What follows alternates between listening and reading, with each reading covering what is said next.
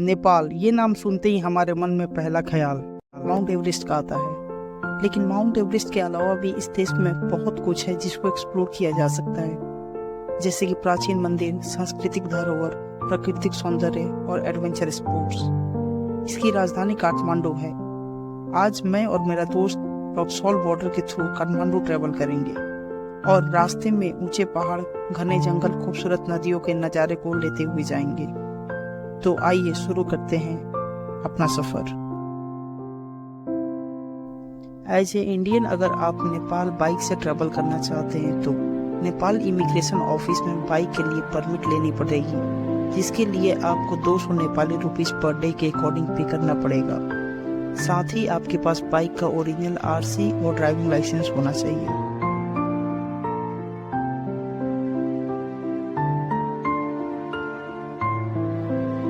नेपाल में एंट्री लेते ही हम नेपाल के 4th लार्जेस्ट सिटी बिरगंज में इंटर हो जाते हैं। ये सिटी ट्रेडिंग पर्पस से नेपाल के लिए बहुत इम्पोर्टेंट है। इस शहर से गुड्स का इंपोर्ट और एक्सपोर्ट काफी मात्रा में होता है।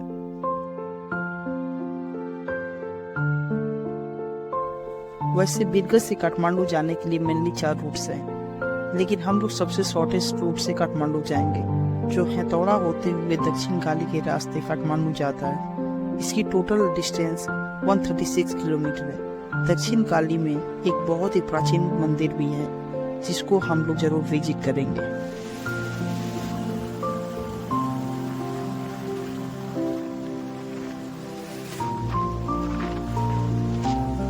बिरगंज से लगभग 31 किलोमीटर ट्रैवल करने के बाद हमें मिलता है पारसा नेशनल पार्क। यह नेशनल पार्क 627 स्क्वायर किलोमीटर में फैला हुआ है। इस नेशनल पार्क की खासियत है Bengal tigers, Assam elephant, leopard, sloth bear और अलग अलग प्रकार के पाइथन।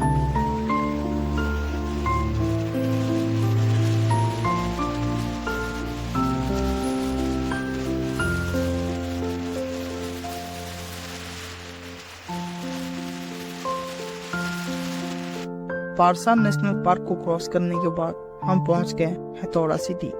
ये मकवानपुर डिस्ट्रिक्ट के अंदर आता है।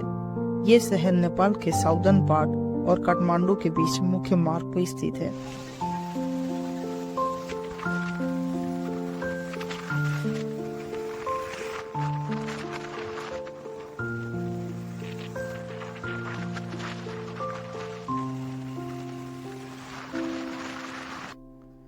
जैसे ही हम लोग हेतौड़ा को क्रॉस किए, ग्रीन माउंटेन और नेचर की खूबसूरती हमें एक अलग एहसास दिलाती है। हरी भरी पहाड़ियों से गुजरते हुए रास्ते हमारी यात्रा को और भी खूबसूरत बना देता है। ऐसा हमें फील होता है कि चारों तरफ फैली हुई हरियाली हमारा स्वागत कर रही हो।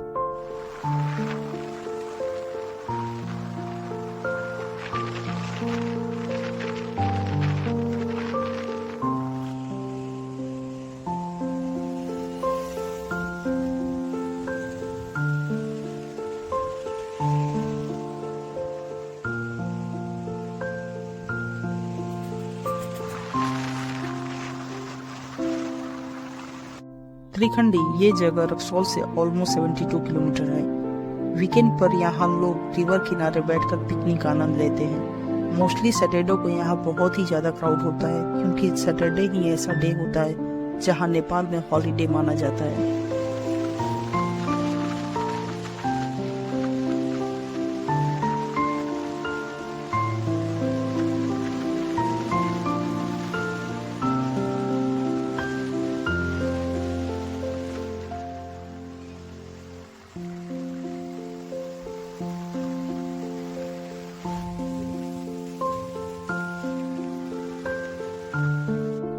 रेनी सीजन होने के कारण यहाँ पे कुछ जगहों पे हमें लैंडस्लाइड और ऑफ रोडिंग भी नजर आया, बट ये बहुत ही कम अमाउंट में था।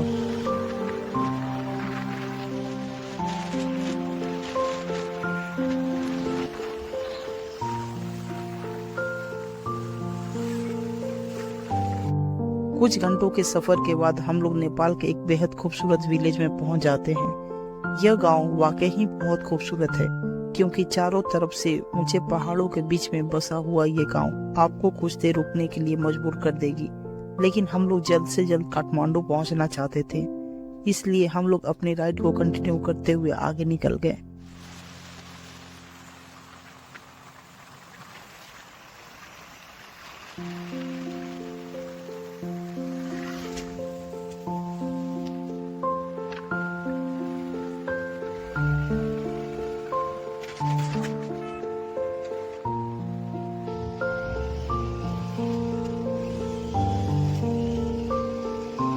लगभग 80 किलोमीटर ट्रैवल करने के बाद हम लोग एक टी पॉइंट पर रुक जाते हैं। वहाँ पे कुछ फ्रेश पाइनएप्पल और टी को एंजॉय करते हैं।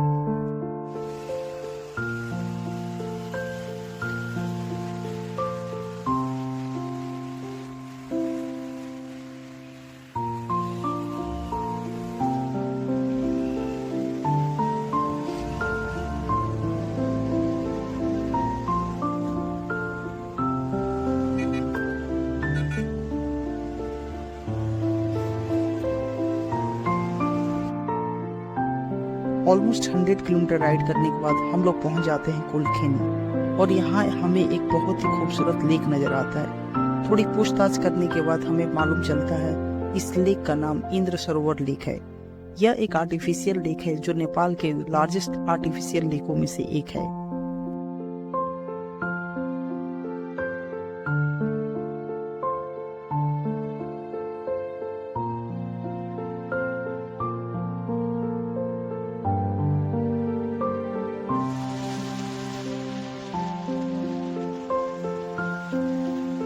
एक छोटी सी ब्रेक के बाद हम लोग अपनी राइड को कंटिन्यू किए।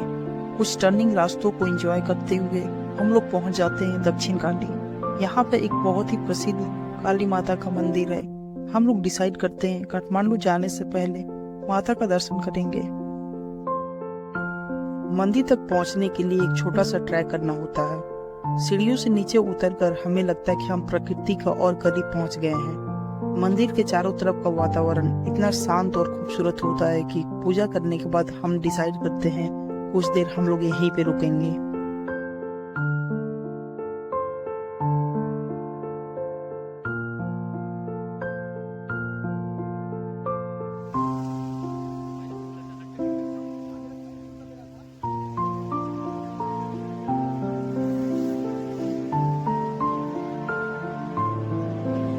मंदिर में टाइम स्पेंड करने के बाद हम लोग अपनी राइड को कंटिन्यू करते हैं। कुछ ही देर के बाद काठमांडू वैली का पहला व्यू हमें नजर आता है। जैसे जैसे हम लोग आगे बढ़ते हैं काठमांडू वैली का नज़ारा और भी खूबसूरत होने लग जाता है। हम लोग डिसाइड करते हैं कि थोड़ी देर रुककर इस नज़ारे को एंजॉय करेंगे। कुछ ही देर राइड करने के बाद हम लोग पहुंच जाते हैं नेपाल की राजधानी काठमांडू में।